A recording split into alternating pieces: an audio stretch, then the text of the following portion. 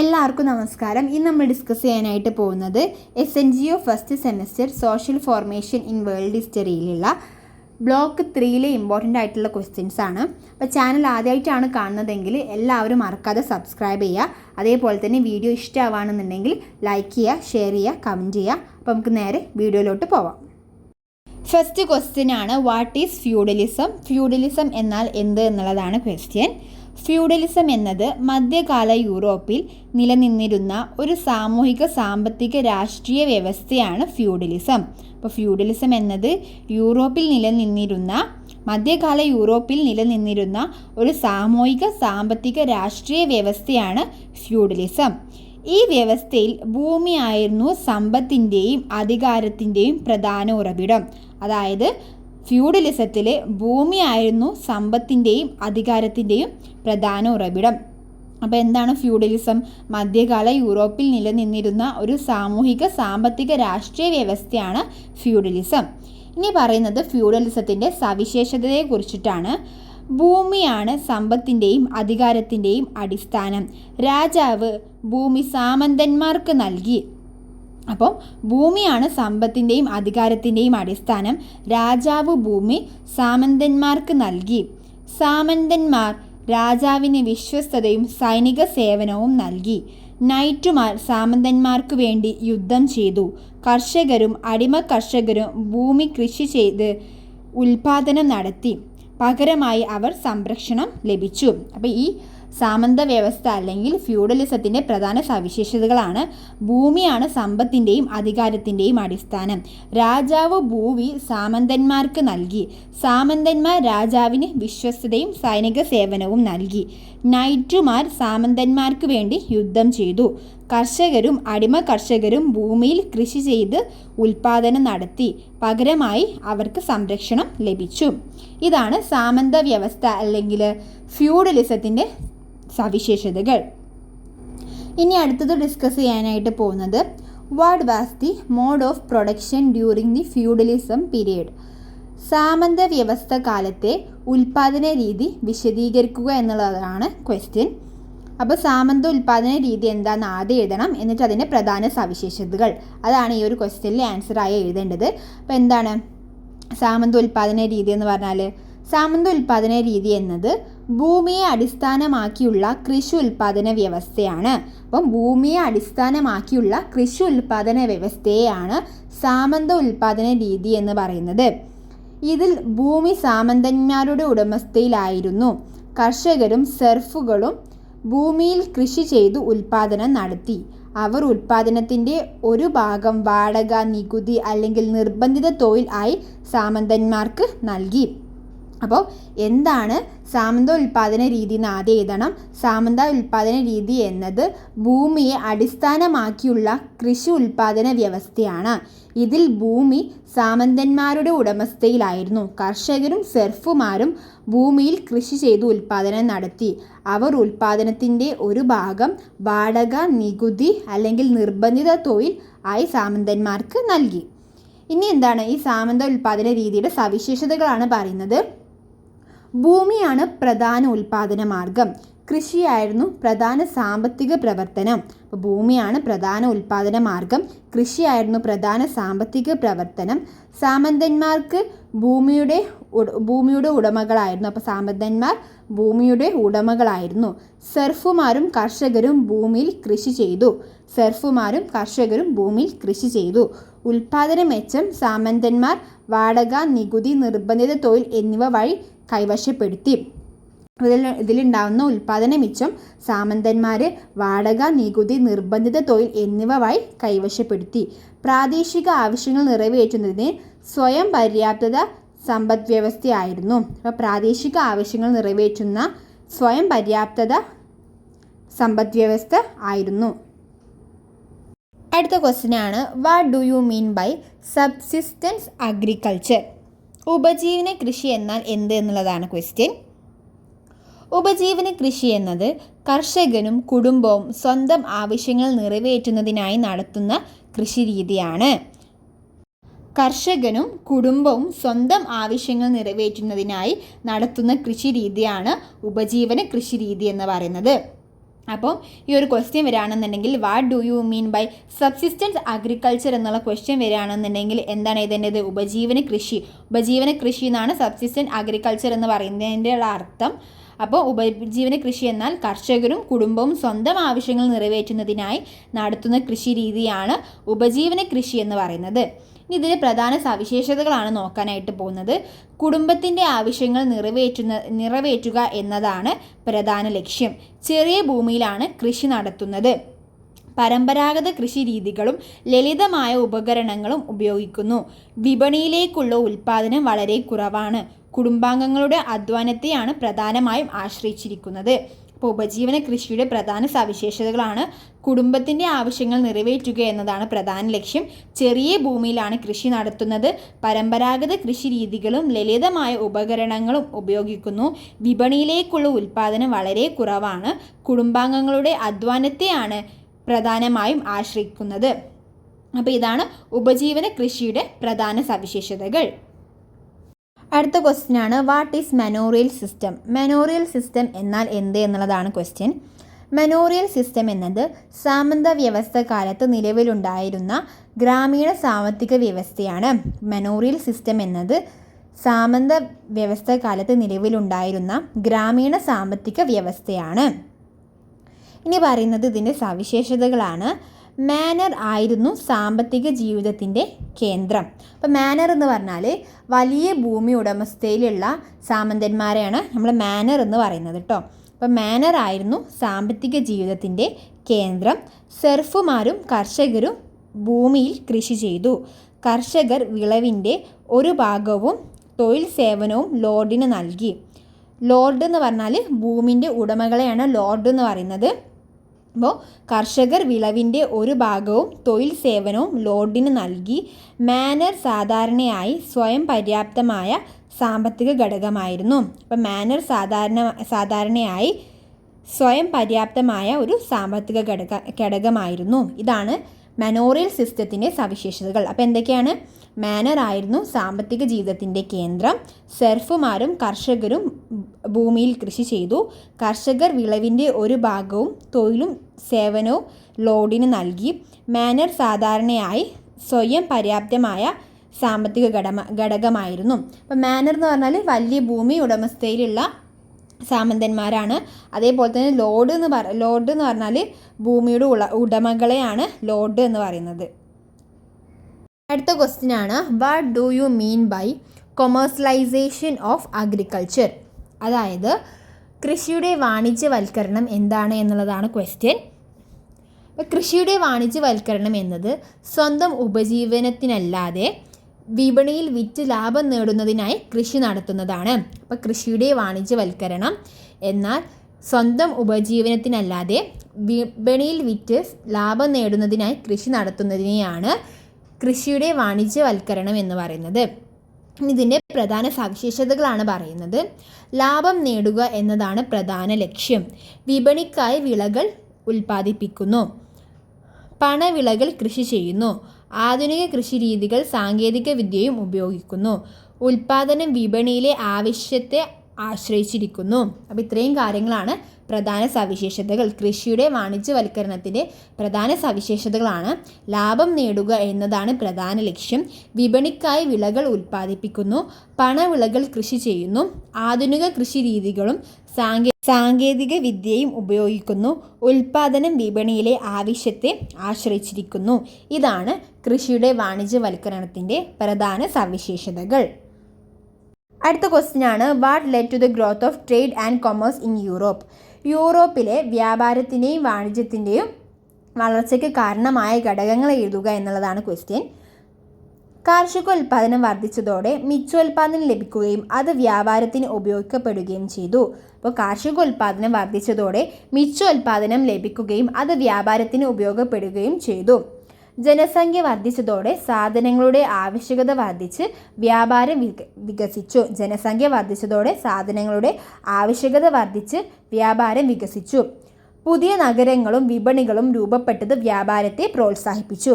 പുതിയ നഗരങ്ങളും വിപണികളും രൂപപ്പെട്ടത് വ്യാപാരത്തെ പ്രോത്സാഹിപ്പിച്ചു. റോഡുകൾ, തുറമുഖങ്ങൾ, കപ്പൽ ഗതാഗതം എന്നിവയുടെ വികസനം ചരക്കുനീക്കം എളുപ്പമാക്കി. റോഡുകൾ, തുറമുഖങ്ങൾ, കപ്പൽ ഗതാഗതം എന്നിവയുടെ വികസനം ചരക്കുനീക്കം എളുപ്പമാക്കി. വ്യാപാരി വർഗത്തിൻ്റെ വളർച്ച പുതിയ വിപണികളും വ്യാപാര ശൃംഖലകളും സൃഷ്ടിച്ചു. വ്യാപാരി വർഗത്തിൻ്റെ വളർച്ച പുതിയ വിപണികളും വ്യാപാര ശൃംഖലകളും സൃഷ്ടിച്ചു. പണത്തിൻ്റെ ഉപയോഗം വർദ്ധിച്ചതോടെ വസ്തുവിനിമയത്തിന് പകരം പണമിടപാട് വ്യാപകമായി. വ്യാപാരം കൂടുതൽ എളുപ്പമായി. പണത്തിൻ്റെ ഉപയോഗം വർദ്ധിച്ചതോടെ വസ്തുവിനിമയത്തിന് പകരം പണമിടപാട് വ്യാപകമായി. വ്യാപാരം കൂടുതൽ എളുപ്പമായി. ഇത്രയും കാര്യങ്ങളാണ് യൂറോപ്പിലെ വ്യാപാരത്തിനെയും വാണിജ്യത്തെയും വളർച്ചയ്ക്ക് കാരണമായിട്ടുള്ള ഘടകങ്ങൾ. അപ്പോൾ ഒന്നുകൂടെ ഞാൻ പറയാം കേട്ടോ. കാർഷികോൽപാദനം വർദ്ധിച്ചതോടെ മിച്ചോൽപാദനം ലഭിക്കുകയും അത് വ്യാപാരത്തിന് ഉപയോഗപ്പെടുകയും ചെയ്തു. ജനസംഖ്യ വർദ്ധിച്ചതോടെ സാധനങ്ങളുടെ ആവശ്യകത വർദ്ധിച്ച് വ്യാപാരം വികസിച്ചു. പുതിയ നഗരങ്ങളും വിപണികളും രൂപപ്പെട്ടത് വ്യാപാരത്തെ പ്രോത്സാഹിപ്പിച്ചു. റോഡുകൾ, തുറമുഖങ്ങൾ, കപ്പൽ ഗതാഗതം എന്നിവയുടെ വികസനം ചരക്കുനീക്കം എളുപ്പമാക്കി. വ്യാപാരി വർഗത്തിൻ്റെ വളർച്ച പുതിയ വിപണികളും വ്യാപാര ശൃംഖലകളും സൃഷ്ടിച്ചു. പണത്തിൻ്റെ ഉപയോഗം വർദ്ധിച്ചതോടെ വസ്തുവിനിമയത്തിന് പകരം പണമിടപാട് വ്യാപകമായി. വ്യാപാരം കൂടുതൽ എളുപ്പമായി. ഇതാണ് ഈ ഒരു ക്വസ്റ്റ്യൻ വരികയാണെങ്കിൽ എഴുതേണ്ടത്. യൂറോപ്പിലെ വ്യാപാരത്തിൻ്റെയും വാണിജ്യത്തിൻ്റെയും വളർച്ചയ്ക്കായി കാരണമായിട്ടുള്ള ഘടകങ്ങൾ. How did the emergence of the urban class impact feudal society? നഗരവർഗത്തിൻ്റെ ഉദയം സാമന്ത സമൂഹത്തെ എങ്ങനെ സ്വാധീനിച്ചു എന്നുള്ളതാണ് ക്വസ്റ്റ്യൻ. ഇതിൻ്റെ സ്വാധീനിച്ചത് പോയിൻറ്റ്സ് ആക്കിയിട്ടാണ് പറയുന്നത്. അപ്പോൾ നോക്കാം. നഗരങ്ങളുടെ വളർച്ചയോടെ വ്യാപാരവും വാണിജ്യവും വികസിച്ചു. നഗരങ്ങളുടെ വളർച്ചയോടെ വ്യാപാരവും വാണിജ്യവും വികസിച്ചു. വ്യാപാരി വർഗം സാമ്പത്തികമായി ശക്തരായി. വ്യാപാരി വർഗം സാമ്പത്തികമായി ശക്തരായി. ഭൂമിയെ ആശ്രയിച്ചിരുന്ന സാമന്ത വ്യവസ്ഥ ദുർബലമായി. ഭൂമിയെ ആശ്രയിച്ചിരുന്ന സാമന്ത വ്യവസ്ഥ ദുർബലമായി. പണാധിഷ്ഠിത സമ്പദ് വ്യവസ്ഥ വളർന്നു. പണാധിഷ്ഠിത സമ്പദ് വ്യവസ്ഥ വളർന്നു. കരകൗശല വ്യവസായങ്ങളും ഗിൽഡുകളും വികസിച്ചു. നഗരങ്ങളിൽ തൊഴിൽ അവസരങ്ങൾ വർദ്ധിച്ചതോടെ കർഷകരിൽ പലരും ഗ്രാമങ്ങളിൽ നിന്ന് നഗരങ്ങളിലേക്ക് കുടിയേറി. രാജാക്കന്മാർ നഗരവർഗത്തിൻ്റെ പിന്തുണയോടെ അധികാരം ശക്തിപ്പെടുത്തി. ഇതിലൂടെ സാമന്ത വ്യവസ്ഥയുടെ തകർച്ചയ്ക്കും മുതലാളിത്തത്തിൻ്റെ വളർച്ചയ്ക്കും വഴിയൊരുങ്ങി. ഇതാണ് നഗരവർഗത്തിൻ്റെ ഉദയം സാമന്ത സമൂഹത്തെ എങ്ങനെ സ്വാധീനിച്ചു എന്നുള്ള ക്വസ്റ്റ്യൻ വരികയാണെങ്കിൽ എഴുതേണ്ടത്. നഗരങ്ങളുടെ വളർച്ചയോടെ വ്യാപാരവും വാണിജ്യവും വികസിച്ചു. വ്യാപാരി വർഗം സാമ്പത്തികമായി ശക്തരായി. ഭൂമിയെ ആശ്രയിച്ചിരുന്ന സാമന്ത വ്യവസ്ഥ ദുർബലമായി. പണാധിഷ്ഠിത സമ്പദ് വ്യവസ്ഥ വളർന്നു. കരകൗശല വ്യവസായങ്ങളും ഗിൽഡുകളും വികസിച്ചു. നഗരങ്ങളിൽ തൊഴിൽ അവസരങ്ങൾ വർദ്ധിച്ചതോടെ കർഷകരിൽ പലരും ഗ്രാമങ്ങളിൽ നിന്ന് നഗരങ്ങളിലേക്ക് കുടിയേറി.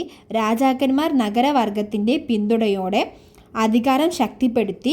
ഇതിലൂടെ സാമന്ത വ്യവസ്ഥയുടെ തകർച്ചയ്ക്കും മുതലാളിത്തത്തിൻ്റെ വളർച്ചയ്ക്കും വഴിയൊരുങ്ങി. ഇതാണ് ഈ ഒരു ക്വസ്റ്റ്യൻ വരികയാണെങ്കിൽ എഴുതേണ്ടത്. How did the emergence of the urban class impact feudal society? നഗരവർഗത്തിൻ്റെ ഉദയം സാമന്ത സമൂഹത്തെ എങ്ങനെ സ്വാധീനിച്ചു? അടുത്ത ക്വസ്റ്റ്യൻ ആണ്. What were the economic changes developed in urban areas during the feudal period? സാമന്ത കാലത്ത് നഗരപ്രദേശങ്ങളിൽ ഉണ്ടായ സാമ്പത്തിക മാറ്റങ്ങൾ എഴുതുക എന്നുള്ളതാണ് ക്വസ്റ്റ്യൻ. അപ്പോൾ ഇത് പോയിൻറ്റ്സ് ആയിട്ടാണ് പറയുന്നത്. വ്യാപാരവും വാണിജ്യവും വേഗത്തിൽ വികസിച്ചു. പ്രാദേശികവും അന്തർദേശീയവുമായ വിപണികൾ വളർന്നു. വ്യാപാരി വർഗം ശക്തിപ്പെട്ടു. കരകൗശല വ്യവസായങ്ങളും ഗിൽഡുകളും രൂപപ്പെട്ടു. നാണയ സമ്പദ് വ്യവസ്ഥ വ്യാപകമായി. ബാങ്കിംഗ്, വായ്പാ സംവിധാനങ്ങൾ വികസിച്ചു. നഗരങ്ങളിൽ തൊഴിൽ അവസരങ്ങൾ വർദ്ധിച്ചു. അപ്പോൾ ഇത്രയും കാര്യങ്ങളാണ് ഈ ഒരു ക്വസ്റ്റ്യൻ വന്ന് എഴുതേണ്ടത്. അടുത്ത ക്വസ്റ്റ്യൻ ആണ്. What were the key factors that contributed to urban class during feudal period? സാമന്ത കാലത്ത് നഗരവർഗത്തിൻ്റെ വളർച്ചയ്ക്ക് കാരണമായ പ്രധാന ഘടകങ്ങളെ എഴുതുക എന്നുള്ളതാണ് ക്വസ്റ്റ്യൻ. അപ്പോൾ കുറച്ച് പോയിൻറ്റ്സ് ആക്കിയിട്ട് പറഞ്ഞുതരാം. കാർഷികോൽപാദനവും മിച്ചോൽപാദനവും വർദ്ധിച്ചു. വ്യാപാരവും വാണിജ്യവും വികസിച്ചു. നഗരങ്ങളും വിപണികളും വളർന്നു. കരകൗശല വ്യവസായങ്ങളും ഗിൽഡുകളും വികസിച്ചു. നാണയ സമ്പദ് വ്യവസ്ഥ വളർന്നു. അപ്പോൾ ഇത്രയും കാര്യങ്ങളാണ് സാമന്തകാലത്ത് നഗരവർഗത്തിൻ്റെ വളർച്ചയ്ക്ക് കാരണമായ ഘടകങ്ങൾ. അപ്പോൾ ഒന്നും കൂടെ പറയാം. കാർഷികോൽപാദനവും മിച്ചോൽപാദനവും വർദ്ധിച്ചു. വ്യാപാരവും വാണിജ്യവും വികസിച്ചു. നഗരങ്ങളും വിപണികളും വളർന്നു. കരകൗശല വ്യവസായങ്ങളും ഗിൽഡുകളും വികസിച്ചു. നാണയ സമ്പദ് വ്യവസ്ഥ വളർന്നു. ഗതാഗതവും ആശയവിനിമയ സൗകര്യങ്ങളും മെച്ചപ്പെട്ടു. ഇത്രയും കാര്യങ്ങളാണ് ഈ ഒരു ക്വസ്റ്റ്യൻ വരികയാണെങ്കിൽ എഴുതേണ്ടത്. അടുത്ത ക്വസ്റ്റ്യൻ ആണ്, discuss the key characteristics of feudalism as a system of social, political and economic organisation in medieval Europe. സാമന്ത വ്യവസ്ഥ മധ്യകാല യൂറോപ്പിലെ സാമൂഹിക, രാഷ്ട്രീയ, സാമ്പത്തിക വ്യവസ്ഥയായിരുന്നു എന്ന് വിശദീകരിക്കുക എന്നുള്ളതാണ് ക്വസ്റ്റ്യൻ. അപ്പോൾ ഇതിലെന്തൊക്കെയാണ് എഴുതേണ്ടത്? സാമന്ത വ്യവസ്ഥ മധ്യകാല യൂറോപ്പിലെ പ്രധാന സാമൂഹിക, രാഷ്ട്രീയ, സാമ്പത്തിക വ്യവസ്ഥയായിരുന്നു. ഈ വ്യവസ്ഥയിൽ ഭൂമിയായിരുന്നു സമ്പത്തിൻ്റെയും അധികാരത്തിൻ്റെയും അടിസ്ഥാനം. രാജാവ് ഭൂമി സാമന്തന്മാർക്ക് നൽകി. പകരമായി സാമന്തന്മാർ രാജാവിന് വിശ്വസ്തതയും സൈനിക സേവനവും നൽകി. സമൂഹം രാജാവ്, സാമന്തന്മാർ, നൈറ്റുമാർ, കർഷകർ അല്ലെങ്കിൽ സർഫുകർ എന്ന ശ്രേണിയായിരുന്നു. കർഷകരും സർഫുകളും ഭൂമിയിൽ കൃഷി ചെയ്ത് ഉൽപ്പാദനം നടത്തി. അവർ ഉൽപ്പാദനത്തിൻ്റെ ഒരു ഭാഗം വാടക, നികുതി, നിർബന്ധിത തൊഴിൽ എന്നീ രൂപങ്ങളിൽ സാമന്തന്മാർക്ക് നൽകി. ഗ്രാമീണ സമ്പദ് വ്യവസ്ഥയുടെ അടിസ്ഥാനം മെനോറിയൻ സിസ്റ്റമായിരുന്നു. കൃഷിയായിരുന്നു പ്രധാന സാമ്പത്തിക പ്രവർത്തനം. ഉപജീവന കൃഷി വ്യാപകമായിരുന്നു. പ്രാദേശിക സാമന്തന്മാർക്ക് ഭരണത്തിലും നീതിന്യായത്തിലും വലിയ അധികാരമുണ്ടായിരുന്നു. സഭ സമൂഹത്തിലും രാഷ്ട്രീയത്തിലും ശക്തമായ സ്വാധീനം ചെലുത്തി. പിന്നീട് വ്യാപാരം, നഗരങ്ങളുടെ വളർച്ച, പണാധിഷ്ഠിത സമ്പദ് വ്യവസ്ഥ എന്നിവയുടെ വികസനത്തോടെ സാമന്ത വ്യവസ്ഥ ക്രമേണ ദുർബലമായി. അപ്പോൾ ഇതാണ് ഈ സാമന്ത വ്യവസ്ഥ മധ്യകാല യൂറോപ്പിലെ സാമൂഹിക, രാഷ്ട്രീയ, സാമ്പത്തിക വ്യവസ്ഥയായിരുന്നു വിശദീകരിക്കുക എന്നുള്ള ക്വസ്റ്റ്യൻ വരികയാണെങ്കിൽ എഴുതേണ്ടത് ഞാൻ ഒന്നും കൂടെ പറയാട്ടോ. സാമന്ത വ്യവസ്ഥ മധ്യകാല യൂറോപ്പിലെ പ്രധാന സാമൂഹിക, രാഷ്ട്രീയ, സാമ്പത്തിക വ്യവസ്ഥയായിരുന്നു. ഈ വ്യവസ്ഥയിൽ ഭൂമിയായിരുന്നു സമ്പത്തിൻ്റെയും അധികാരത്തിൻ്റെയും അടിസ്ഥാനം. രാജാവ് ഭൂമി സാമന്തന്മാർക്ക് നൽകി. പകരമായി സാമന്തന്മാർ രാജാവിന് വിശ്വസ്തതയും സൈനിക സേവനവും നൽകി. സമൂഹം രാജാവ്, സാമന്തന്മാർ, നൈറ്റുമാർ, കർഷകർ അല്ലെങ്കിൽ സർഫുകൾ എന്ന ശ്രേണിയിലായിരുന്നു. കർഷകരും സർഫുകളും ഭൂമിയിൽ കൃഷി ചെയ്ത് ഉൽപ്പാദനം നടത്തി. അവർ ഉൽപ്പാദനത്തിൻ്റെ ഒരു ഭാഗം വാടക, നികുതി, നിർബന്ധിത തൊഴിൽ എന്നീ രൂപങ്ങളിൽ സാമന്തന്മാർക്ക് നൽകി. ഗ്രാമീണ സമ്പദ് വ്യവസ്ഥയുടെ അടിസ്ഥാനം മെനോറിയൻ സിസ്റ്റമായിരുന്നു. കൃഷിയായിരുന്നു പ്രധാന സാമ്പത്തിക പ്രവർത്തനം. ഉപജീവന കൃഷി വ്യാപകമായിരുന്നു. പ്രാദേശിക സാമന്തന്മാർക്ക് ഭരണത്തിലും നീതിന്യായത്തിലും വലിയ അധികാരമുണ്ടായിരുന്നു. സഭ സമൂഹത്തിലും രാഷ്ട്രീയത്തിലും ശക്തമായ സ്വാധീനം ചെലുത്തി. പിന്നീട് വ്യാപാരം, നഗരങ്ങളുടെ വളർച്ച, പണാധിഷ്ഠിത സമ്പദ് വ്യവസ്ഥ എന്നിവയുടെ വികസനത്തോടെ സാമന്ത വ്യവസ്ഥ ക്രമേണ ദുർബലമായി. ഇത്രയും കാര്യങ്ങളാണ് ഈ ഒരു ക്വസ്റ്റ്യൻ വരികയാണെന്നുണ്ടെങ്കിൽ എഴുതേണ്ടത്. അടുത്ത ക്വസ്റ്റ്യൻ ആണ്, വാട്ട് ഈസ് നൈറ്റ്? നൈറ്റ് എന്നാൽ എന്ത് എന്നുള്ളതാണ് ക്വസ്റ്റ്യൻ. സാമന്ത വ്യവസ്ഥ കാലത്ത് സാമന്തന്മാർക്ക് വേണ്ടി യുദ്ധം ചെയ്ത് പരിശീലനം ലഭിച്ച കുതിര പോരാളികളായിരുന്നു നൈറ്റുമാർക്ക് സൈനിക സേവനത്തിന് പ്രതിഫലമായി ഭൂമിയോ വരുമാനമോ ലഭിച്ചിരുന്നു. ഇത് നൈറ്റ് രാത്രി എന്നുള്ളതല്ല കേട്ടോ, KNIGHT എന്നുള്ളത് ആണ് നൈറ്റ്, അതാണ് ചോദിക്കുക. അപ്പം നൈറ്റ് എന്നാൽ എന്തെന്ന് ചോദിച്ചാൽ, നൈറ്റ് എന്നത് സാമന്ത വ്യവസ്ഥ കാലത്ത് സാമന്തന്മാർക്ക് വേണ്ടി യുദ്ധം ചെയ്ത് പരിശീലനം ലഭിച്ച കുതിര പോരാളികളായിരുന്നു. നൈറ്റുമാർ സൈനിക സേവനത്തിന് പ്രതിഫലമായി ഭൂമിയോ വരുമാനമോ ലഭിച്ചിരുന്നു. അടുത്ത ക്വസ്റ്റ്യൻ ആണ്, explain the commercialisation of the agriculture during the feudal period. സാമന്ത കാലത്ത് കൃഷിയുടെ വാണിജ്യവൽക്കരണം വിശദീകരിക്കുക എന്നുള്ളതാണ് ക്വസ്റ്റ്യൻ. സാമന്ത കാലത്തിൻ്റെ അവസാന ഘട്ടത്തിൽ കൃഷി ഉപജീവന കൃഷിയിൽ നിന്ന് വാണിജ്യ കൃഷിയിലേക്ക് മാറി തുടങ്ങി. കർഷകർ കുടുംബാവശ്യങ്ങൾക്ക് മാത്രമല്ല വിപണിയിൽ വിറ്റ് ലാഭം നേടുന്നതിനും വിളകൾ കൃഷി ചെയ്യാൻ തുടങ്ങി. പണവിളകളുടെ കൃഷി വർദ്ധിച്ചു. വ്യാപാരത്തിൻ്റെയും നഗരങ്ങളുടെയും വളർച്ച കൃഷിയെ വിപണിയുമായി ബന്ധിപ്പിച്ചു. പണത്തിൻ്റെ ഉപയോഗം വർദ്ധിച്ചതോടെ കർഷകർ നികുതിയും വാടകയും പണമായി നൽകാൻ തുടങ്ങി. ഈ മാറ്റങ്ങൾ സാമന്ത വ്യവസ്ഥയെ ദുർബലപ്പെടുത്തുകയും മുതലാളിത്തത്തിൻ്റെ വളർച്ചയ്ക്ക് വഴിയൊരുക്കുകയും ചെയ്തു. അപ്പോൾ സാമന്ത കാലത്തെ കൃഷിയുടെ വാണിജ്യവൽക്കരണം വിശദീകരിക്കുക എന്നുള്ള ക്വസ്റ്റ്യൻ വരികയാണെന്നുണ്ടെങ്കിൽ, സാമന്ത കാലത്തിൻ്റെ അവസാന ഘട്ടത്തിൽ കൃഷി ഉപജീവന കൃഷിയിൽ നിന്ന് വാണിജ്യ കൃഷിയിലേക്ക് മാറി. കർഷകർ കുടുംബാവശ്യങ്ങൾക്ക് മാത്രമല്ല വിപണിയിൽ വിറ്റ് ലാഭം നേടുന്നതിനും വിളകൾ കൃഷി ചെയ്യാൻ തുടങ്ങി. പണവിളകളുടെ കൃഷി വർദ്ധിച്ചു. വ്യാപാരത്തിൻ്റെയും നഗരങ്ങളുടെയും വളർച്ച കൃഷിയെ വിപണിയുമായി ബന്ധിച്ചു. പണത്തിൻ്റെ ഉപയോഗം വർദ്ധിച്ചതോടെ കർഷകർ നികുതിയും വാടകയും പണമായി നൽകാൻ തുടങ്ങി. ഈ മാറ്റങ്ങൾ സാമന്ത വ്യവസ്ഥയെ ദുർബലപ്പെടുത്തുകയും മുതലാളിത്തത്തിൻ്റെ വളർച്ചയ്ക്ക് വഴിയൊരുക്കുകയും ചെയ്തു. ഇത്രയും കാര്യങ്ങളാണ് explain the commercialisation of agriculture during the feudal period എന്നുള്ള ക്വസ്റ്റ്യൻ വരികയാണെങ്കിൽ എഴുതേണ്ട കാര്യങ്ങൾ. ഇനി ഈ ഒരു ക്വസ്റ്റ്യനും കൂടെ കഴിഞ്ഞാൽ ഈ ചാപ്റ്ററിലുള്ള ഇമ്പോർട്ടൻ്റ് ആയിട്ടുള്ള ക്വസ്റ്റ്യൻസ് കഴിഞ്ഞിട്ടുണ്ട്. ഇനി നമ്മൾ സെക്കൻഡ് ചാപ്റ്ററിലേക്ക് പോവുകയാണ്. സെക്കൻഡ് ചാപ്റ്ററിൽ ഒരു കുറച്ച് ക്വസ്റ്റ്യൻസേ ഉള്ളൂ കേട്ടോ. ഇത്ര ക്വസ്റ്റ്യൻസ് സെക്കൻഡ് യൂണിറ്റിലില്ല. അപ്പോൾ ഇനി നമുക്ക് അതിലേക്ക് പോകാം, ഈ ഒരു ക്വസ്റ്റ്യനും കൂടെ ഡിസ്കസ് ചെയ്തതിന് ശേഷം. അടുത്ത ക്വസ്റ്റ്യനാണ് explain the commercialisation of the agriculture during the feudal period. Samantha കാലത്തെ കൃഷിയുടെ വാണിജ്യവൽക്കരണം വിശദീകരിക്കുക എന്നുള്ളതാണ് ക്വസ്റ്റ്യൻ. സാമന്ത കാലത്തിൻ്റെ അവസാന ഘട്ടത്തിൽ കൃഷി ഉപജീവന കൃഷിയിൽ നിന്ന് വാണിജ്യ കൃഷിയിലേക്ക് മാറി തുടങ്ങി. കർഷകർ കുടുംബാവശ്യങ്ങൾക്ക് മാത്രമല്ല വിപണിയിൽ വിറ്റ് ലാഭം നേടുന്നതിനും വിളകൾ കൃഷി ചെയ്യാൻ തുടങ്ങി. പണവിളകളുടെ കൃഷി വർദ്ധിച്ചു. വ്യാപാരത്തിൻ്റെയും നഗരങ്ങളുടെയും വളർച്ച കൃഷിയെ വിപണിയുമായി ബന്ധിപ്പിച്ചു. പണത്തിൻ്റെ ഉപയോഗം വർദ്ധിച്ചതോടെ കർഷകർ നികുതിയും വാടകയും പണമായി നൽകാൻ തുടങ്ങി. ഈ മാറ്റങ്ങൾ സാമന്ത വ്യവസ്ഥയെ ദുർബലപ്പെടുത്തുകയും മുതലാളിത്തത്തിന് വളർച്ചയ്ക്ക് വഴിയൊരുക്കുകയും ചെയ്തു. അപ്പോൾ ഇത്രയും കാലങ്ങളാണ് സാമന്ത കാലത്തെ കൃഷിയുടെ വാണിജ്യവൽക്കരണം വിശദീകരിക്കുക എന്നുള്ള ക്വസ്റ്റ്യന് വരികയാണെങ്കിൽ എഴുതേണ്ട കാര്യങ്ങൾ കേട്ടോ.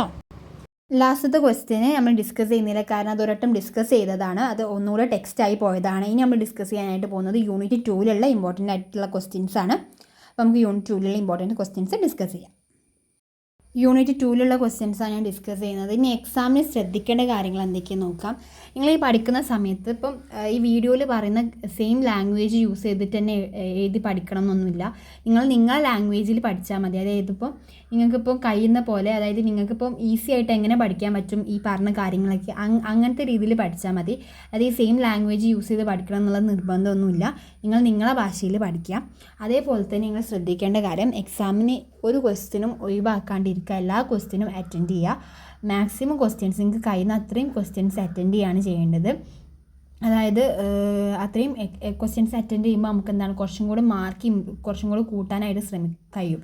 കാരണം എന്താണെന്ന് വെച്ചാൽ ഇപ്പോൾ നമ്മളൊരു ക്വസ്റ്റ്യനിൽ ഇപ്പോൾ നിങ്ങൾക്ക് അറിയില്ലെങ്കിലും നിങ്ങൾ എന്തെങ്കിലും അതിനെക്കുറിച്ച് എഴുതുക. അതായത് ഇപ്പം നിങ്ങൾക്കിപ്പം സ്ലേവറി സിസ്റ്റം ഇൻ റോം ഏതാണെന്ന് ചോദിക്കുകയാണെന്നുണ്ടെങ്കിൽ നിങ്ങൾ സ്ലേവറി സിസ്റ്റത്തെക്കുറിച്ച് എന്തെങ്കിലും കുറച്ച് കാര്യങ്ങൾ അറിയുകയാണെന്നുണ്ടെങ്കിൽ അത് എഴുതുക. നിങ്ങൾക്ക് റോമിലേത് അറിയില്ലെങ്കിലും നിങ്ങൾ സ്ലേവറി സിസ്റ്റത്തിനെ കുറിച്ച് എന്തെങ്കിലും നിങ്ങൾക്ക് ആ കാര്യങ്ങളൊക്കെ എഴുതി വെക്കുക.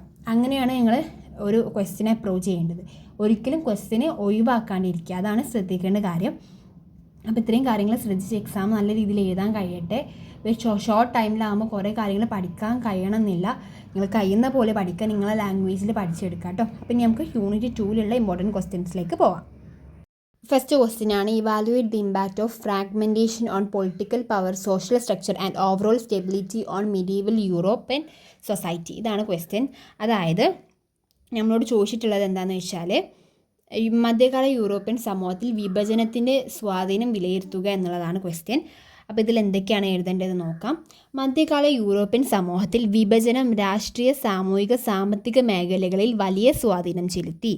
ഫ്യൂഡൽ വ്യവസ്ഥയിൽ കേന്ദ്ര ഭരണത്തിൻ്റെ ശക്തി കുറഞ്ഞ് ഭൂമിയുടെ നിയന്ത്രണം പ്രാദേശിക പ്രഭുക്കന്മാരുടെ സാമന്തന്മാരുടെയും കൈകളിലായി. ഇതുമൂലം രാജാക്കന്മാർക്ക് പരിമിതമായ അധികാരം മാത്രമേ ഉണ്ടായിരുന്നുള്ളൂ. പ്രഭുക്കന്മാർ തമ്മിലുള്ള അധികാര മത്സരങ്ങളും യുദ്ധങ്ങളും രാഷ്ട്രീയ അസ്ഥിരതയ്ക്ക് കാരണമായി. അപ്പോൾ എന്തൊക്കെയാണ്? മധ്യകാല യൂറോപ്യൻ സമൂഹത്തിൻ്റെ വിഭജനം രാഷ്ട്രീയ, സാമൂഹിക, സാമ്പത്തിക മേഖലകളിൽ വലിയ സ്വാധീനം ചെലുത്തി. ഫ്യൂഡൽ വ്യവസ്ഥയിൽ കേന്ദ്ര ഭരണത്തിൻ്റെ ശക്തി കുറഞ്ഞ് ഭൂമിയുടെ നിയന്ത്രണം പ്രാദേശിക പ്രഭുക്കന്മാരുടെയും സാമന്തന്മാരുടെയും കൈകളിലായി. ഇതുമൂലം രാജാക്കന്മാർക്ക് പരിമിതമായ അധികാരം മാത്രമേ ഉണ്ടായിരുന്നുള്ളൂ. പ്രഭുക്കന്മാർ തമ്മിൽ അധികാര മത്സരങ്ങളും യുദ്ധങ്ങളും രാഷ്ട്രീയ അസ്ഥിരതയ്ക്ക് കാരണമായി. സാമൂഹികമായ വിഭജനം സമൂഹത്തെ രാജാവ്, പ്രഭുക്കന്മാർ, പുരോഹിതർ, യോദ്ധാക്കൾ, കർഷകർ എന്നിങ്ങനെ പല തലങ്ങളായി വേർതിരിച്ചു. പ്രഭുക്കന്മാരുടെ അധികാരം വർദ്ധിക്കുകയും കർഷകരും സെർഫുകളും ഭൂമിയോട് ബന്ധിക്കപ്പെട്ട ജീവിതം നയിക്കുകയും ചെയ്തു. ഇത് സാമൂഹിക അസമത്വം വർദ്ധിച്ചു. സാമ്പത്തികമായി പ്രാദേശിക മനാറുകൾ പ്രധാന ഉൽപ്പാദന കേന്ദ്രങ്ങളായി മാറിയെങ്കിലും വ്യാപാരത്തിനും ഗതാഗതത്തിനും തടസ്സങ്ങളുണ്ടായി. എന്നിരുന്നാലും പ്രാദേശിക ഭരണവും സംരക്ഷണവും നൽകുന്നതിൽ ഫ്യൂഡൽ വിഭജനം സഹായിച്ചു. അതിനാൽ വിഭജനം മധ്യകാല യൂറോപ്പിൽ അസ്ഥിരതയും അസമത്വവും സൃഷ്ടിച്ചെങ്കിലും പിന്നീട് ശക്തമായ കേന്ദ്രഭരണങ്ങളുടെ ഉദയത്തിനും വഴിയൊരുക്കി. ഈ ഒരു കാര്യങ്ങളാണ് നമ്മൾ ഇതിനെ ആൻസറായിട്ട് എഴുതേണ്ടത്. അപ്പം evaluate the impact of fragmentation on political power, social structure and overall stability of medieval European society എന്നുള്ള ക്വസ്റ്റ്യൻ വരികയാണെങ്കിൽ ഇത്രയും കാര്യങ്ങളാണ് എഴുതേണ്ടത്. അടുത്ത ക്വസ്റ്റ്യൻ ആണ് discuss the causes of fragmentation in feudalism. അതായത് ഫ്യൂഡലിസത്തിൻ്റെ വിഭജനത്തിന് കാരണമായിട്ടുള്ള ഘടകങ്ങൾ എഴുതുക എന്നുള്ളതാണ് ക്വസ്റ്റ്യൻ. ഫ്യൂഡൽ വ്യവസ്ഥയിൽ രാഷ്ട്രീയ അധികാരത്തിൻ്റെ വിഭജനം ഉണ്ടാകാൻ നിരവധി കാരണങ്ങളുണ്ടായിരുന്നു. ശക്തമായ കേന്ദ്രഭരണത്തിൻ്റെ അഭാവമാണ് പ്രധാന കാരണം. രാജാക്കന്മാരുടെ അധികാരം ദുർബലമായതോടെ ഭൂമിയുടെയും ഭരണത്തിൻ്റെയും നിയന്ത്രണം പ്രാദേശിക പ്രഭുക്കന്മാരുടെയും സാമന്തന്മാരുടെയും കൈകളിലേക്ക് മാറി. ഫ്യൂഡൽ വ്യവസ്ഥയിൽ ഭൂമി പ്രഭുക്കന്മാർക്ക് നൽകുകയും അതിന് പകരം അവർ സൈനിക സേവനം നൽകുകയും ചെയ്തിരുന്നു. ഇതുമൂലം പ്രാദേശിക പ്രഭുക്കന്മാരുടെ ശക്തി വർദ്ധിക്കുകയും കേന്ദ്രഭരണം ദുർബലമാവുകയും ചെയ്തു. വലിയ രാജ്യങ്ങളുടെ ദൂരെ പ്രദേശങ്ങൾ നിയന്ത്രിക്കാൻ ബുദ്ധിമുട്ടുണ്ടായതും ഗതാഗത വാർത്താവിനിമയ സൗകര്യങ്ങളുടെ കുറവും വിഭജനത്തിന് കാരണമായി. അപ്പോൾ ഞാൻ ഒന്നുകൂടെ പറയാം. ഫ്യൂഡൽ വ്യവസ്ഥയിൽ രാഷ്ട്രീയ അധികാരത്തിന് വിഭജനം ഉണ്ടാക്കാൻ നിരവധി കാരണങ്ങളുണ്ടായിരുന്നു. ശക്തമായ കേന്ദ്രഭരണത്തിൻ്റെ അഭാവമാണ് പ്രധാന കാരണം. രാജാക്കന്മാരുടെ അധികാരം ദുർബലമായതോടെ ഭൂമിയുടെയും ഭരണത്തിൻ്റെയും നിയന്ത്രണം പ്രാദേശിക പ്രഭുക്കന്മാരുടെയും സാമന്തന്മാരുടെയും കൈകളിലേക്ക് മാറി. ഫ്യൂഡൽ വ്യവസ്ഥയിൽ ഭൂമി പ്രഭുക്കന്മാർക്ക് നൽകുകയും അതിന് പകരം അവർ സൈനിക സേവനം നൽകുകയും ചെയ്തിരുന്നു. ഇതുമൂലം പ്രാദേശിക പ്രഭുക്കന്മാരുടെ ശക്തി വർദ്ധിക്കുകയും കേന്ദ്രഭരണം ദുർബലമാവുകയും ചെയ്തു. വലിയ രാജ്യങ്ങളുടെ ദൂരെ പ്രദേശങ്ങൾ നിയന്ത്രിക്കാൻ ബുദ്ധിമുട്ടുണ്ടായതും ഗതാഗത വാർത്താവിനിമയ സൗകര്യങ്ങളുടെ കുറവും വിഭജനത്തിന് കാരണമായി. ഇതാണ് ഈ ഒരു question answer. Analyse the feudal social order. അതായത് എന്താണ് ക്വസ്റ്റ്യൻ എന്ന് വെച്ചാൽ ഫ്യൂഡൽ സാമൂഹിക വ്യവസ്ഥ വിശകലനം ചെയ്യുക എന്നുള്ളതാണ് ക്വസ്റ്റ്യൻ. ഫ്യൂഡൽ സാമൂഹിക വ്യവസ്ഥ മധ്യകാല യൂറോപ്പിലെ ഒരു പദവിക്രമ അടിസ്ഥാനത്തിലുള്ള സാമൂഹിക സംവിധാനമായിരുന്നു. ഭൂമിയുടെ ഉടമസ്ഥത, അധികാരം, കടമകൾ എന്നിവയുടെ അടിസ്ഥാനത്തിലാണ് സമൂഹം വിവിധ വിഭാഗങ്ങളായി വിഭജിക്കപ്പെട്ടിരുന്നത്. ഈ വ്യവസ്ഥയിൽ ഏറ്റവും മുകളിലായി രാജാവ് സ്ഥിതി ചെയ്തിരുന്നു. രാജാവ് പ്രഭുക്കന്മാർക്ക് ഭൂമി നൽകുകയും അതിന് പകരം അവർ രാജാവിനോട് വിശ്വസ്തതയും സൈനിക സേവനം നൽകുകയും ചെയ്തു. ഈ പ്രഭുക്കന്മാർ വലിയ ഭൂവിഭാഗങ്ങൾ നിയന്ത്രിക്കുകയും അവിടെയുള്ള ജനങ്ങൾക്ക് സംരക്ഷണം നൽകുകയും ചെയ്തു. പ്രഭുക്കന്മാർക്ക് കീഴിൽ യോദ്ധാക്കൾ ഉണ്ടായിരുന്നു. അവർ സൈനിക സേവനം നിർവഹിക്കുകയും പ്രഭുക്കന്മാരുടെ പ്രദേശങ്ങൾ സംരക്ഷിക്കുകയും ചെയ്തു. പുരോഹിത വർഗം മതപരമായും സാമൂഹികമായും വലിയ സ്വാധീനം ചെലുത്തിയിരുന്നു. ഏറ്റവും താഴെയുള്ള വിഭാഗമായ കർഷകരും സെർഫുകളും ഭൂമിയിൽ കൃഷി ചെയ്ത് ഉൽപ്പാദനം നടത്തി.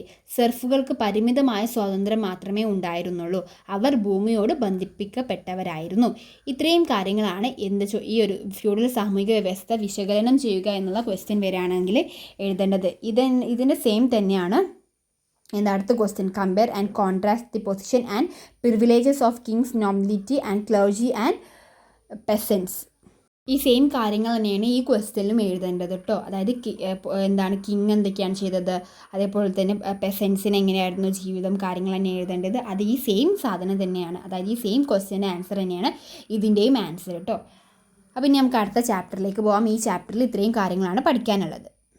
അടുത്തത് ഡിസ്കസ് ചെയ്യാനായിട്ട് പോകുന്നത് explain the basis of primary system of land ownership and distribution in Europe feudalism. European ഫ്യൂഡലിസത്തിലെ ഉടമസ്ഥയും ഭൂമി വിതരണ സംവിധാനവും എഴുതുക എന്നുള്ളതാണ് ക്വസ്റ്റ്യൻ. പറയാം. യൂറോപ്യൻ ഫ്യൂഡലിസത്തിൽ ഭൂമിയായിരുന്നു പ്രധാന സമ്പത്തിൻ്റെ ഉറവിടം. ഉടമസ്ഥതയും വിതരണവും ഫ്യൂഡൽ ബന്ധങ്ങളുടെ അടിസ്ഥാനത്തിലായിരുന്നു നിലനിന്നത്. രാജാവായിരുന്നു സിദ്ധാന്തപരമായി എല്ലാ ഭൂമിയുടെയും പരമാധികാരി. രാജാവ് തൻ്റെ വിശ്വസ്തരായ പ്രഭുക്കന്മാർക്കും ഭൂമി ഫിഫ് എന്ന പേര് നൽകി. അതിന് പകരമായി അവർ രാജാവിന് സൈനിക സേവനവും വിശ്വസ്തതയും നൽകേണ്ടതായിരുന്നു. അപ്പം ഇത്രയും കാര്യങ്ങളാണ് ആദ്യം എഴുതേണ്ടത്. യൂറോപ്യൻ ഫ്യൂഡലിസത്തിൽ ഭൂമിയായിരുന്നു പ്രധാന സമ്പത്തിൻ്റെ ഉറവിടം. ഉടമസ്ഥയും വിതരണം ഫ്യൂഡൽ ബന്ധങ്ങളുടെ അടിസ്ഥാനത്തിലായിരുന്നു നിലനിന്നത്. രാജാവായിരുന്നു സിദ്ധാന്തപരമായി എല്ലാ ഭൂമിയുടെയും പരമാധികാരി. രാജാവ് തൻ്റെ വിശ്വസ്തരായ പ്രഭുക്കന്മാർക്ക് ഭൂമി ഫിഫ് എന്ന പേര് നൽകി. അതിന് പകരമായി അവർ രാജാവിന് സൈനിക സേവനം നൽകേണ്ടതായിരുന്നു. പ്രഭുക്കന്മാർ തങ്ങൾക്ക് ലഭിച്ച ഭൂമിയുടെ ഒരു ഭാഗം താഴ്ന്ന തലത്തിലുള്ള സാമന്തന്മാർക്ക് നൽകി. അവർ വീണ്ടും കർഷകർക്ക് കൃഷിക്കായി ഭൂമി അനുവദിച്ചു. കർഷകർ ഭൂമിയിൽ കൃഷി ചെയ്ത് ഉൽപ്പാദനത്തിൻ്റെ ഒരു ഭാഗം നികുതിയായോ സേവനമായോ ഭൂവുടമകൾക്ക് നൽകേണ്ടി വന്നു. അപ്പോൾ ഇത്രയും കാര്യങ്ങളാണ് യൂറോപ്യൻ ഫ്യൂഡലിസത്തിലെ ഭൂ ഉടമസ്ഥയും ഭൂമി വിതരണ സംവിധാനവും എന്നുള്ള ക്വസ്റ്റ്യൻ വരികയാണെങ്കിൽ എഴുതേണ്ടത്. കുറേ കാര്യങ്ങൾ എന്താണ് ഇതിന് മുന്നേ പറഞ്ഞ കാര്യങ്ങളും എല്ലാം സെയിം ആണ്. അപ്പം ജസ്റ്റ് ഒരു ഇതുപോലെ പഠിച്ചു ഒരു കഥ പോലെ ഇങ്ങനെ പഠിച്ചു വെച്ചാൽ മതി കേട്ടോ. അടുത്ത ക്വസ്റ്റ്യൻ ആണ് discuss guild system in feudal Europe. Feudal യൂറോപ്പിലെ ഗിൽഡ് സിസ്റ്റം വിശദീകരിക്കുക എന്നുള്ളതാണ് ക്വസ്റ്റ്യൻ. മധ്യകാല യൂറോപ്പിലെ നഗരങ്ങളിലെ കരകൗശല തൊഴിലാളികളുടെയും വ്യാപാരികളുടെയും സംഘടനയാണ് ഗിൽഡുകൾ എന്ന് പറയുന്നത്. അപ്പം വ്യത്യസ്ത തരം ഗിൽഡുകളുണ്ട്. ഞാൻ വ്യത്യസ്ത തരം ഗിൽഡുകൾ അതെന്താണ് വിശദീകരിച്ച് പറഞ്ഞുതരാം കേട്ടോ. Trade guild, merchant guild, craft guild, artisanal guild എന്നുള്ളതാണ്. ഇങ്ങനെ 4 ഗിൽഡാണ് ഉള്ളത്. അതിൽ ഫസ്റ്റത്തത് ട്രേഡ് ഗിൽഡ് എന്ന് പറഞ്ഞാൽ മധ്യകാല യൂറോപ്പിൽ പ്രത്യേക വ്യാപാരികളോ കരകൗശല തൊഴിലാളികളോ ഏർപ്പെട്ടിരുന്ന അംഗങ്ങൾ ചേർന്ന് രൂപീകരിച്ചതാണ് ട്രേഡ് ഗിൽഡ് എന്ന് പറയുന്നത്. അപ്പം മധ്യകാല യൂറോപ്പിലെ പ്രത്യേക വ്യാപാരികളോ കരകൗശല തൊഴിലാളികളോ ഏർപ്പെട്ടിരുന്ന അംഗങ്ങൾ ചേർന്ന് രൂപീകരിച്ചതാണ് ട്രേഡ് ഗിൽഡുകൾ എന്ന് പറയുന്നത്. ഇനി പറയുന്നത് മർച്ചൻ്റ് ഗിൽഡാണ്. ഇത്തരം ഗിൽഡുകൾ ട്രേഡ് ഗിൽഡുകൾക്ക് സമാനമാണ്. ഈ ഗിൽഡുകൾ വ്യാപാരികളുടെ താൽപ്പര്യങ്ങളിൽ ശ്രദ്ധ കേന്ദ്രീകരിക്കുകയും വാണിജ്യ കുത്തകകൾ സ്ഥാപിക്കുകയും ചില പ്രദേശങ്ങളിൽ വാണിജ്യം നിയന്ത്രിക്കുകയും വ്യാപാര കരാറുകൾ ചർച്ച ചെയ്യുകയും അംഗങ്ങൾക്ക് സാമ്പത്തിക സഹായം നൽകുകയും ചെയ്തു. ഇത്തരം ഗിൽഡുകൾ ട്രേഡ് ഗിൽഡുകൾക്ക് സമാനമാണ്. ഈ ഗിൽഡുകൾ വ്യാപാരികളുടെ താൽപ്പര്യങ്ങളിൽ ശ്രദ്ധ കേന്ദ്രീകരിക്കുകയും വാണിജ്യ കുത്തകകൾ സ്ഥാപിക്കുകയും ചില പ്രദേശങ്ങളിൽ വാണിജ്യം നിയന്ത്രിക്കുകയും വ്യാപാര കരാറുകൾ ചർച്ച ചെയ്യുകയും അംഗങ്ങൾക്ക് സാമ്പത്തിക സഹായം നൽകുകയും ചെയ്തു. അടുത്തതാണ് ക്രാഫ്റ്റ് ഗിൽഡ്. ഇത്തരത്തിലുള്ള ഗിൽഡുകൾ ഒരു പ്രത്യേക തരം വ്യാപാരത്തിൽ വിദഗ്ധരായ കരകൗശല വിദഗ്ധരുടെ കൂട്ടമാണ്. അതായത് ഇപ്പോൾ മരപ്പണിക്കാർ, നെയ്ത്തുകാർ, ഇതൊക്കെയാണ് ക്രാഫ്റ്റ് ഗിൽഡിനുള്ള ഉദാഹരണം.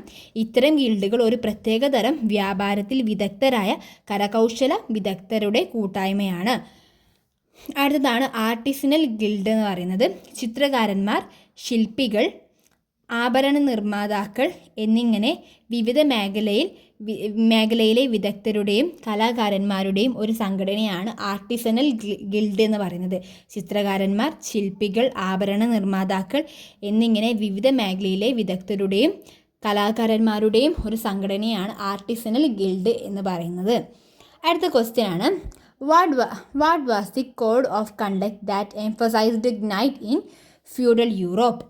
ഫ്യൂഡൽ യൂറോപ്പിലെ നൈറ്റുമാരുടെ പെരുമാറ്റച്ചട്ടം വിശദീകരിക്കുക എന്നുള്ളതാണ് ക്വസ്റ്റ്യൻ. ഫ്യൂഡൽ യൂറോപ്പിലെ നൈറ്റുമാർ പിന്തുടരുന്ന പെരുമാറ്റച്ചട്ടത്തെ ചിവൽറി എന്നാണ് പറയുന്നത്. ചിവൽറി എന്നാണ് ഫ്യൂഡൽ യൂറോപ്പിലെ നൈറ്റുമാരുടെ പിന്തുടരുന്ന പെരുമാറ്റച്ചട്ടത്തിനെ പറയുന്നത്. നൈറ്റുമാരുടെ സ്വഭാവത്തെയും കടമകളെയും നിയന്ത്രിച്ചിരുന്ന ഒരു ധാർമ്മികവും സാമൂഹികവുമായ നിയമസംഹിതയായിരുന്നു ഇത്. അപ്പോൾ എന്താണ് ഫ്യൂഡൽ യൂറോപ്പിലെ നൈറ്റുമാർ പിന്തുടർന്ന പെരുമാറ്റച്ചട്ടത്തെ ചിവൽറി എന്ന് പറയുന്നു. നൈറ്റുമാരുടെ സ്വഭാവത്തെയും കടമകളെയും നിയന്ത്രിച്ചിരുന്ന ഒരു ധാർമ്മികവും സാമൂഹികവുമായ നിയമസംഹിതയായിരുന്നു ഇത്. ചിവൽറിയുടെ അടിസ്ഥാന ആശയങ്ങൾ ബഹുമാനം, വിശ്വസ്തത, ധൈര്യം, നീതി, കടമബോധം എന്നിവയായിരുന്നു. നൈറ്റുമാർ അവരുടെ രാജാവിനോടും പ്രഭുവിനോടും വിശ്വസ്തരായിരിക്കണം എന്ന് പ്രതീക്ഷിച്ചിരുന്നു. യുദ്ധത്തിൽ ധൈര്യം കാണിക്കുക, ദുർബലരെയും സഹായം ആവശ്യമുള്ളവരെയും സംരക്ഷിക്കുക, സ്ത്രീകളെ ബഹുമാനിക്കുക എന്നിവയാണ് അവരുടെ കടമകളായി കണക്കാക്കപ്പെട്ടിരുന്നത്. നീതിപൂർവമായ യുദ്ധം നടത്തുക, സത്യസന്ധതയും മാന്യതയും പുലർത്തുക എന്നിവയായിരുന്നു ചിവൽറി നിയമത്തിൻ്റെ ഭാഗമായിരുന്നു. ഇത്രയും കാര്യങ്ങളാണ് ഫ്യൂഡൽ യൂറോപ്പിലെ നൈറ്റുമാരുടെ പെരുമാറ്റച്ചട്ടം. അടുത്ത ക്വസ്റ്റ്യൻ ആണ് describe the role of Catholic church in shaping feudal society. Feudal സമൂഹത്തെ രൂപപ്പെടുത്തുന്നതിൽ കത്തോലിക്ക സഭയുടെ പങ്ക് വിശദീകരിക്കുക എന്നുള്ളതാണ് ക്വസ്റ്റ്യൻ. മധ്യകാല യൂറോപ്പിൽ ഫ്യൂഡൽ സമൂഹത്തിൽ കത്തോലിക്ക സഭ പ്രധാന ഒരു രാഷ്ട്രീയ, സാമൂഹിക, സാമ്പത്തിക ശക്തിയായിരുന്നു. ജനങ്ങളുടെ ജീവിതത്തിൻ്റെ എല്ലാ മേഖലകളിലും സഭയ്ക്ക് വലിയ സ്വാധീനമുണ്ടായിരുന്നു. സഭയ്ക്ക് വലിയ തോതിൽ ഭൂമിയും സമ്പത്തും ഉണ്ടായിരുന്നു. അവർ കർഷകരിൽ നിന്ന് നികുതിയും ഉൽപ്പാദനത്തിൻ്റെ ഒരു ഭാഗവും സ്വീകരിച്ചു.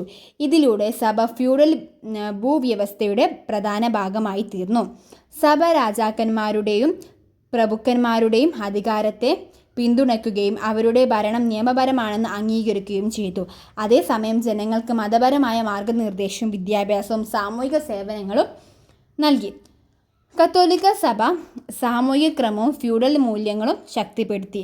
രാജാവ്, പ്രഭുക്കന്മാർ, പുരോഹിതന്മാർ, കർഷകർ എന്നിവരുടെ സ്ഥാനങ്ങൾ ദൈവനിശ്ചയമാണെന്ന് പഠിച്ചതിലൂടെ നിലവിലുള്ള സാമൂഹിക ഘടന നിലനിർത്താൻ സഹായിച്ചു.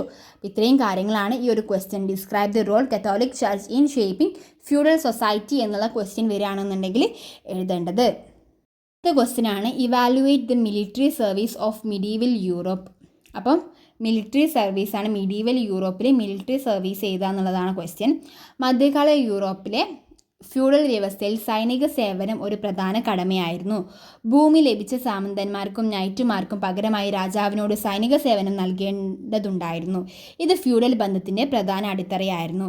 രാജാവിന് യുദ്ധസമയത്ത് സൈനികരെ നൽകിയത് പ്രഭുക്കന്മാരും സാമന്തന്മാരുമായിരുന്നു. നൈറ്റുമാർ കുതിരപ്പുറത്ത് യുദ്ധം ചെയ്യുന്ന പരിശീലനം ലഭിച്ച യോദ്ധാക്കളായിരുന്നു. കോട്ടകളുടെ സംരക്ഷണം, രാജ്യത്തിൻ്റെ അതിർത്തികളുടെ കാവൽ, യുദ്ധങ്ങളിലെ പങ്കാളിത്തം എന്നിവ അവരുടെ പ്രധാന ചുമതലകളായിരുന്നു. സൈനിക സേവനം രാജാവിൻ്റെ അധികാരം നിലനിർത്താനും ഫ്യൂഡൽ രാജ്യങ്ങളുടെ സുരക്ഷ ഉറപ്പാക്കാനും സഹായിച്ചു. എന്നാൽ ഈ സംവിധാനം സ്ഥിരമായ സൈന്യത്തിൻ്റെ അഭാവം, സാമന്തന്മാരുടെ സ്വതന്ത്ര ശക്തി വർദ്ധിക്കൽ, ആഭ്യന്തര സംഘർഷങ്ങൾ തുടങ്ങിയ പ്രശ്നങ്ങൾക്ക് കാരണമായി. ഇത്രയും കാര്യങ്ങൾ എഴുതുക. അടുത്ത ക്വസ്റ്റ്യൻ ആണ് what was the hierarchical division of feudal society. അപ്പോൾ നിങ്ങളിത് എന്ത് ചെയ്യേണ്ടത്? ഇത് നമ്മൾ മുന്നേ ഡിസ്കസ് ചെയ്ത ക്വസ്റ്റ്യൻ ആണ്. അതായത് ഇതിന് മുന്നുള്ള ചാപ്റ്ററിൽ ഡിസ്കസ് ചെയ്താണ് എന്താണ് രാജാവ്, പ്രഭുക്കന്മാർ, നൈറ്റുമാർ, അതേപോലെ തന്നെ പുരോഹിത വർഗം, കർഷകർ, സർഫുകൾ ഇവരെങ്ങനെയായിരുന്നു എന്നുള്ള കാര്യം എഴുതി കൊടുത്താൽ മതി. അതാണ് ഈ ക്വസ്റ്റ്യൻ. ഈ ഹൈറാർക്കിയൽ ഓഫ് ഫ്യൂഡൽ സൊസൈറ്റി ചോദിക്കുകയാണെന്നുണ്ടെങ്കിൽ ഫസ്റ്റ് രാജാക്കന്മാരാണ്, പിന്നെ പ്രഭുക്കന്മാരാണ്, പിന്നെ നൈറ്റുമാരാണ്, പിന്നെ പുരോഹിത വർഗം, പിന്നെ കർഷകരാണെന്നുള്ള ആ ഒരു കാര്യങ്ങളൊക്കെ എഴുതിയിട്ട് ഏതാണ് വേണ്ടത്. അടുത്ത ക്വസ്റ്റ്യൻ ആണ് ഇനി ഡിസ്കസ് ചെയ്യുന്നത് യൂണിറ്റ് 4ലുള്ള ഇമ്പോർട്ടൻറ്റ് ക്വസ്റ്റ്യൻസ് ആണ്.